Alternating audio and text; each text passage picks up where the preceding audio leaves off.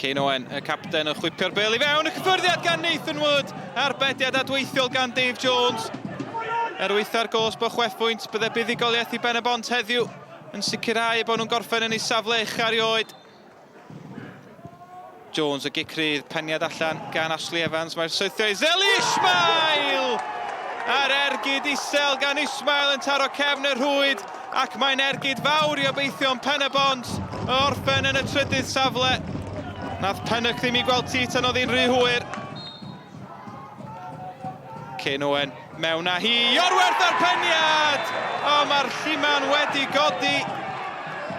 Mae Iorwerth yn gofyn y cwestiwn pam. Dwi'n meddwl na Cion Reffel sy'n sefyll ar draed y golwr rhyw milimetr o flaen y bêl efalle. Dihangfer Drenewydd. Owen. Haling ar peniad. O, Reffel ar flic yn hyfryd yn dod ar sgôr yn gyfartal. Wel, mi oedd Cion Reffel yn styc mewn headlock gan Callum Roberts, ond nath hynny mi stopio fo. Iorwerth, y bas letraws. Macaulay Taylor yn cael ei ddal o dan y bêl. Dyma Newtown codi ben. Y croesiad yn wych. A Sam Smith ar peniad. Arbediad o safon unwaith eto gan Dave Jones. Y croesiad yn berffaith at dalcen Sam Smith. Dave Jones i'r adwy. Cyn Owen at y posti glosa! Josh Iorwerth! Dim lliman, dim chwiban trwma, a dim amheuaeth. Mae'r cawr coch di roi Penybont ar y blaen. A'i dyna'r gôl sy'n gyrru Penybont i Ewrop am y tro cynta yn ei hanes. Y chwiban ola, Penybont yn gorffen yn drydydd am y tro cynta erioed. A rwan bydd rhaid disgwyl am ffafr gan y seintiau newydd yr wsos nesaf yn rownd derfynol Cwpan Cymru.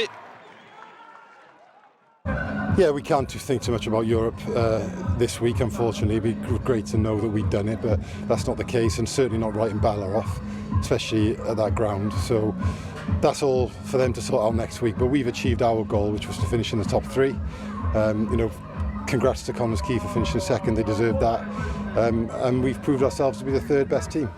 Credit to my players and my staff and this football club, because listen, the easiest thing would have been for me today would, you know, to come down and pick a weakened side and rest the players for the playoffs. We didn't do that. We went with what we had. We had a couple of suspensions and a couple of injuries, but we went full hit and we made sure that the integrity of the competition was kept right to the end, and we made Penybont work for it. And I can only be pleased with my players today for their endeavours. Josh, the winning goal and a very important goal. Yeah, I enjoyed that one. Yeah, first half we were a bit slow, to be honest with you, but second half we had a right go, and thankfully I've got a winner, and yeah, it's a big 3 points for us, finishing third.